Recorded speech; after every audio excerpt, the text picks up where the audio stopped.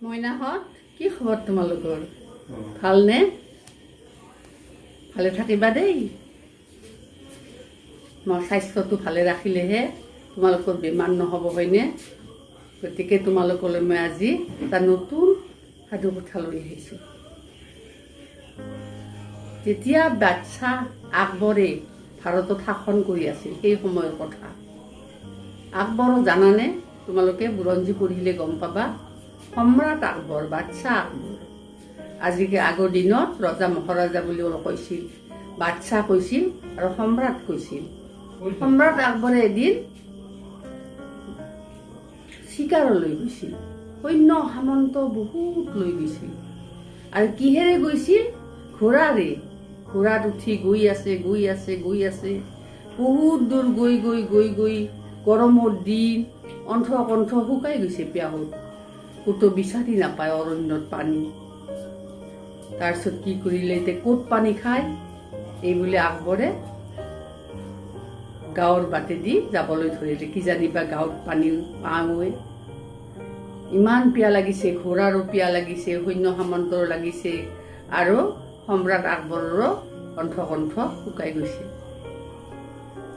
এনেকৈ গাঁৱৰ বাটেদি গৈ থাকোঁতে এজন ল'ৰা দেখা পালে। ল'ৰাটোৱে মূৰত এবোজা খৰি আৰু হাতত কোঠাল লৈ আহি আছে। আকবৰে তৎক্ষণাত ল'ৰাটোৰ ওচৰত ঘোঁৰাটো ৰাখি দিলে আৰু সুধিলে, এৰা ইয়াত ক'ৰবাত ওচৰত পানী পামনে? আমাৰ খুব পিয়াহ লাগিছে। পানী পাব, আমাৰ ঘৰৰ সন্মুখত এটা বিৰাট ডাঙৰ পুখুৰী আছে, তাতে পানী পাব। তোমাৰ নামটো কি? আপোনাৰ নামটো কি? ল'ৰাটোৱে আকৌ সম্ৰাটকে সুধিলে, আপোনাৰ নামটো কি? তেতিয়া বাদশাহ সম্ৰাটে ভাবিলে, ই নাজানে মই যে সম্ৰাট। তথাপিও আকৌ একবাৰ সুধিলে, তোমাৰ নামটো ক'ব পাৰিবানে? বোলে মই নামটো নকওঁ। বোলে আপোনাৰ নামটো আগতে ক'ব লাগিব। আপোনাৰ নামটো ক'লেহে মই মোৰ নামটো ক'ম। তেতিয়া সম্ৰাট বিমোৰত পৰিল। আচৰিত ল'ৰা। আকৌ ল'ৰাটো সুধিলে, আপোনাৰ নাম কি? তেতিয়া সম্ৰাটৰ খং উঠিল আৰু চকু থিৰ কৰি চালে তেওঁৰ দেখি।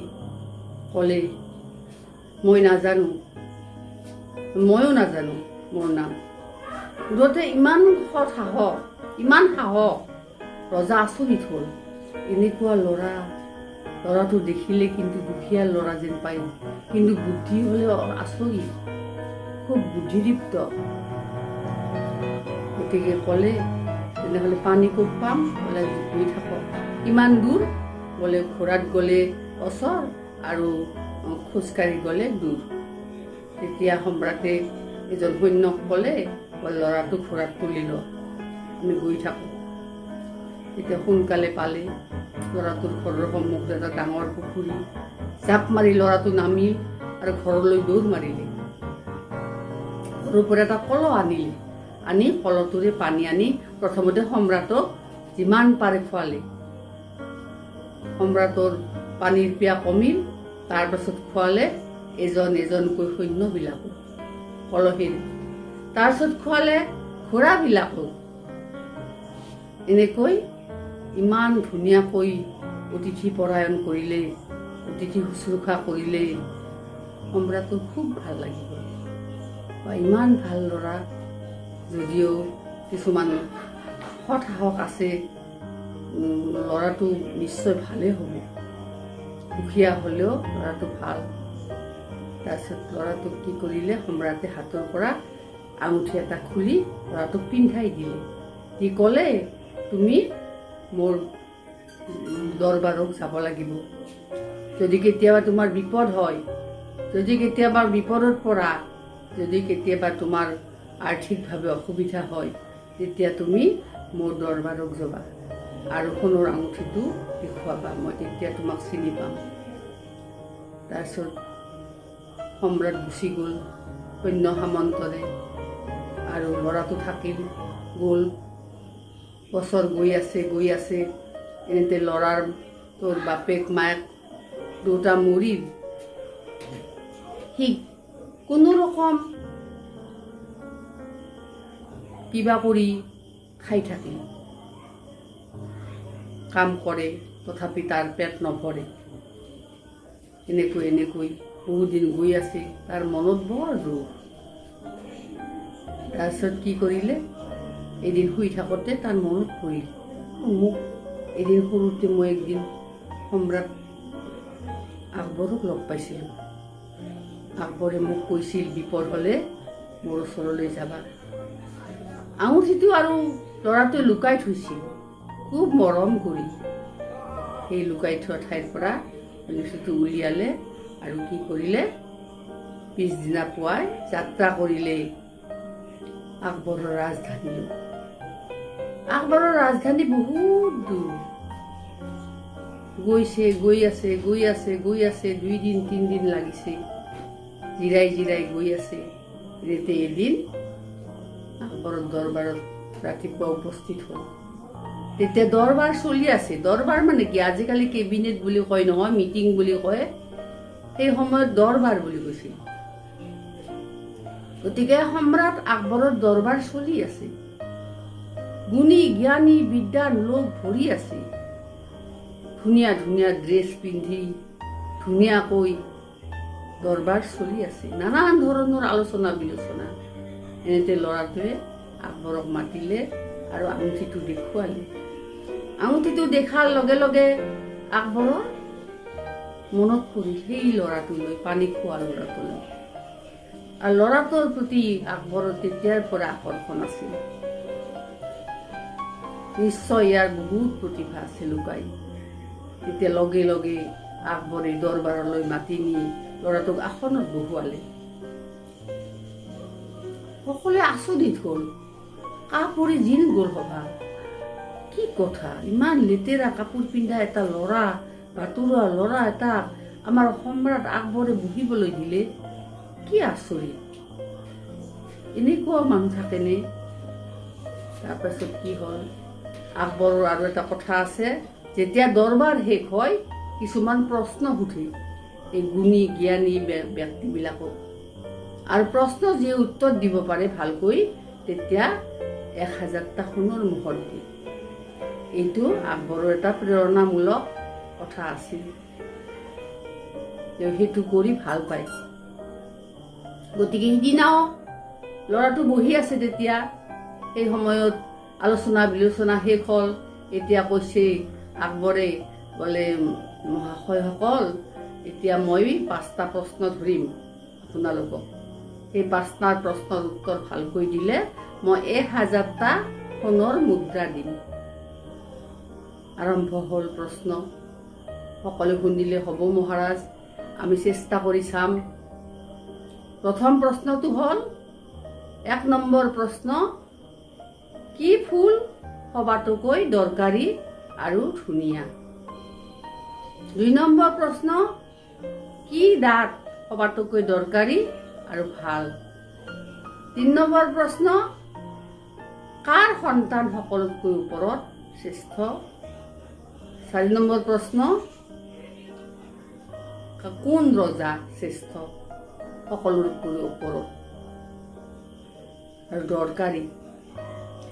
5 নম্বৰটো হ'ল, কি গুণে মানুহক মহান কৰিব পাৰে?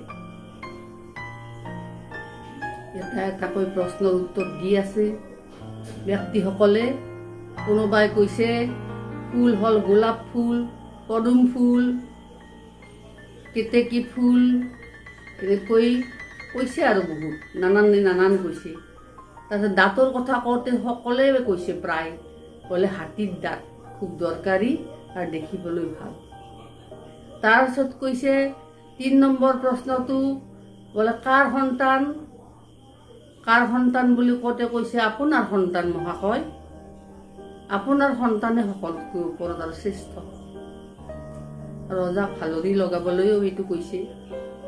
আৰু 4 নম্বৰ কৈছে শ্ৰেষ্ঠ ৰজা, সকলোতকৈ ওপৰত ৰজা কোন?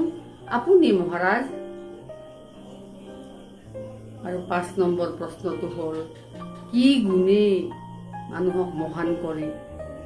শিক্ষিত লিখা পঢ়া শিকিলে মানুহ মহান হ'ব পাৰে। তাৰপিছত ৰজা সন্তুষ্ট হোৱা নাই, ভাল লগা নাই, ৰজাই মন মাৰি আছে, প্ৰশ্নবিলাক ভাল হোৱা নাই, ঠিক উত্তৰ হোৱা নাই। আৰু তেনেতে লাহেকৈ ল'ৰাটো উঠি থিয় হ'ল কৰা, মহাৰাজ আপোনাক এটা কথা কওঁ বোলে। কি? এই প্ৰশ্নকেইটা মই উত্তৰ দিব পাৰিমনে? তুমি পাৰিবা জানো? পাৰিম মহাশয়, আপোনাৰ প্ৰশ্নকেইটা বেছি টান নহয়, মই চেষ্টা কৰি চাম। সকলোৱে একেবাৰে হাঁহি কিকিন্দালি গিৰ্জনী মাৰি হাঁহিবলৈ ধৰিলে। নানান ধৰণে হাঁহিবলৈ ধৰিলে, ইটিকিং কৰি। ই নিশকতীয়া, দুখীয়া, দৰিদ্ৰ, ই প্ৰশ্নৰ উত্তৰ দিব, আমাৰ লগত ফেৰ মাৰিছে, নানান ক'লে। কিন্তু ৰজাই তাক ক'বলৈ ক'লে, তুমি ক'ব পাৰা। থিয় হৈ ক'লে, প্ৰথম প্ৰশ্নটো মই ক'ম মহাৰাজ, দায়দোষ নধৰিব। প্ৰথম প্ৰশ্নটোৰ উত্তৰ হ'ল কপাহ ফুল, আটাইতকৈ ধুনীয়া কপাহ ফুল আৰু অতি দৰকাৰী, যাৰ নেকি দ্বাৰাই আমি কাপোৰ বব পাৰোঁ আৰু পিন্ধিব পাৰোঁ, কপাহ ফুল দ্বাৰাই।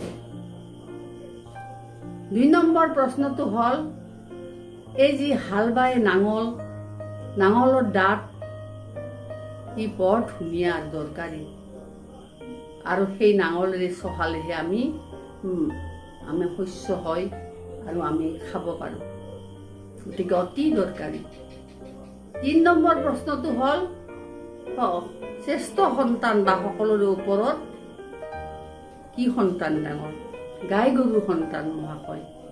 গাই গৰুৰ সন্তান বলদৰ সন্তান অতিকৈ ধুনীয়া আৰু খুব দৰকাৰী, সকলোৰে কামত লাগে। এই বলদ নহ'লে আমি কেতিয়াও হাল বাব নোৱাৰিলেহেঁতেন আৰু শস্যও নহ'লহেঁতেন। মাটি নচহালে শস্য নহয়। ৪ নম্বৰ প্ৰশ্নটো হ'ল, সকলোতকৈ শ্ৰেষ্ঠ ৰজা, সকলোতকৈ ওপৰত ৰজা কোন? ৪ নম্বৰ প্ৰশ্নটো মহাৰাজ, সকলোতকৈ শ্ৰেষ্ঠ ৰজা হ'ল বৰুণ দেৱতা, যি বৰষুণ দিব পাৰে। বৰষুণ নহ'লে পৃথিৱীত মানুহ জীয়াই থাকিব নোৱাৰিলেহেঁতেন, শস্য নাগাজিলহেঁতেন, আমি খাব নাপাই মৰি গ'লোহেঁতেন। গতিকে আটাইতকৈ সকলোৰে ওপৰত ৰজা হ'ল বৰুণ দেৱতা। তাৰপিছত শেষৰ প্ৰশ্নটো মহাৰাজ মই কৈছোঁ, দায়দোষ নধৰিব। শেষৰ প্ৰশ্নটো হ'ল, আটাইতকৈ কি গুণে মহান কৰিব পাৰি মানুহক? সৎ সাহস গুণে মানুহক মহান কৰিব পাৰি। যাৰ সৎ সাহস আছে, সেই সাহস থাকিলে মানুহ মহান হ'ব পাৰে। গতিকে মই প্ৰশ্নৰ উত্তৰ শেষ হ'ল, নমস্কাৰ, এইবুলি কৈ বহিলে। এই গোটেই দৰবাৰখন একেবাৰে কাপুৰি নিস্তব্ধ হৈ গ'ল। কি আচৰিত! আৰু মনে মনে মানিও ল'লে চবেই, সঁচা, আমাৰ প্ৰশ্নবিলাক আমি দৱাকৈ ভবা নাই। যি সৰু ল'ৰাটোৱে আমি যিটো ইটিকিং কৰিছিলোঁ, সেই ল'ৰাটো ইমান ধুনীয়াকৈ প্ৰশ্নৰ উত্তৰ দিছে, সঁচা, মানি ল'লে। তেতিয়া সম্ৰাট আকবৰে বাহ দিলে ল'ৰাটোক, বাহ দিলে আৰু সোণৰ মোহৰ ১,০০০ হাতত প্ৰদান কৰিলে আৰু ক'লে, মোক নাম নোকোৱা ল'ৰা, মোক এতিয়া সেই নাম তোমাক নালাগে, তোমাৰ আগৰ নাম মোক নালাগে, মই তোমাক নতুন নাম দিব ওলাইছোঁ। তোমাক মই আজিৰ পৰা সকলোৰে সন্মুখত নাম দিলোঁ বীৰবল। তোমাৰ নাম আজিৰ পৰা বীৰবল, তোমাক সকলোৱে বীৰবল বুলি জানিব, আৰু তুমি আজিৰ পৰা মোৰ দৰবাৰৰ এজন, মোৰ সভাৰ সদস্য, মোৰ সৌহাৰ্দ্যস্বৰূপ। তুমি আৰু ঘৰলৈ যাব নালাগে, মোৰ তাত থাকিব লাগিব। তেতিয়া সভা ভংগ দিলে আৰু সকলোৱে আচৰিত হ'ল, আৰু ল'ৰাটোক সকলোৱে ধন্যবাদ দি গ'ল। তাৰ পিছৰ পৰা সেই সুদূৰ গাঁৱত, এখন অজ্ঞাত গাঁৱত এনে দুখীয়া দৰিদ্ৰ ল'ৰা, নিশকতীয়া ল'ৰা এটাৰ এনেকুৱা প্ৰতিভা বিকশিত হ'ল আজি ক'ত? আকবৰৰ দৰবাৰত। আকবৰৰ দৰবাৰৰ এজন হ'ল আজিৰ পৰা। আৰু তেতিয়াৰ পৰাই আকবৰে বীৰবলক কেতিয়াও নেৰা হ'ল, নিজৰ ছায়াৰ নিচিনা ৰখা হ'ল।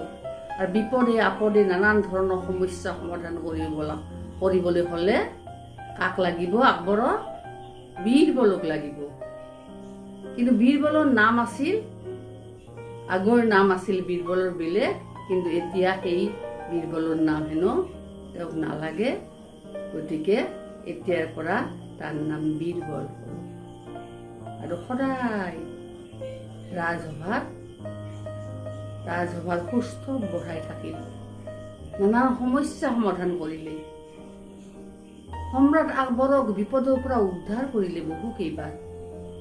গতিকে তেনেকুৱা আকবৰ আৰু বীৰবলৰ কথা বহুতো আছে, মই তোমালোকক কৈ থাকিম, হয়নে? আজিলৈ আহিলোঁ দেই।